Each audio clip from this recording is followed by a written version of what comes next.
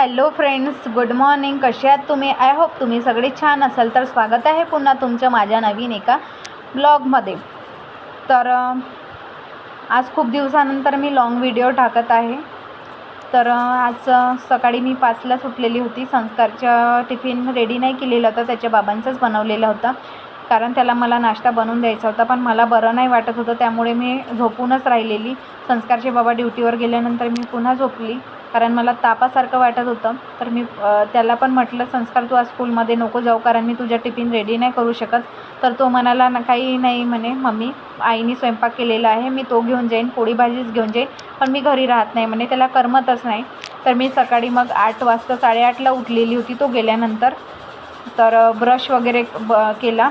इथे सोफ्यावरती कोवळी ऊन येते, मी रोज तिथेच बसते. तर अशा प्रकारे आहे माझं बाथरूम. तर हे फर्स्ट टाईम मी तुम्हाला दाखवत आहे. छोटंसंच आहे. तर ब्रश वगैरे करून घेतला व्यवस्थित.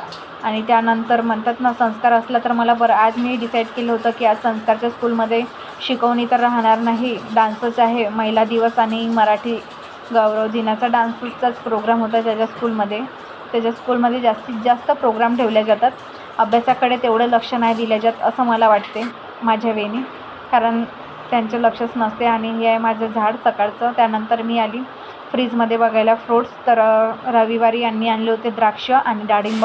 तर संस्कार पण नाही खात फ्रूट्स आणि मी पण नाही, मलाही नाही आवडत. तर हे म्हणत होते की तू त्याला काढून देत जा. मी त्याला काढूनही देते तरी तो खात नाही. तर मग मी म्हटलं मीच खाते आज काढून. तर मी दाणे वगैरे काढून घेतले डाळिंबाचे आणि खायला बसली उन्हामध्ये.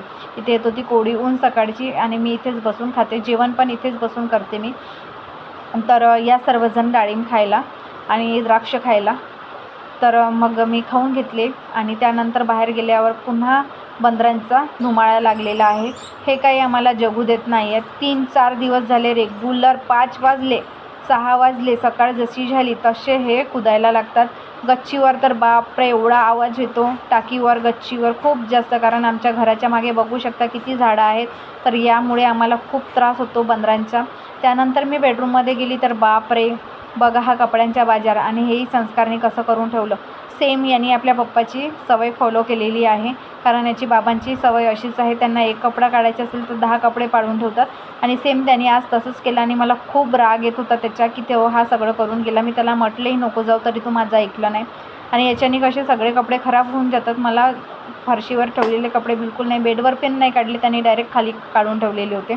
तर बघू शकता किती मोठे कपडे. आणि त्याच्या बाबांच्या क्लोथ हँगर मी दाराच्या मागे फिट केलेला असला तरीही ते तिथे ठेवत नाही, तर बास्केटमध्ये, तर बेडवर, तर इकडे तर तिकडे फेकून ठेवतात. मला हे सगळं बिलकुल आवडत नाही.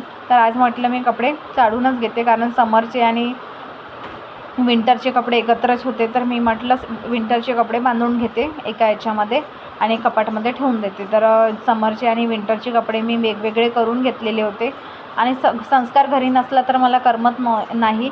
तर आज मी विचार केलेला होता की आज त्याच्यासोबतच टाईम स्पेंड करू सॅटर्डेला.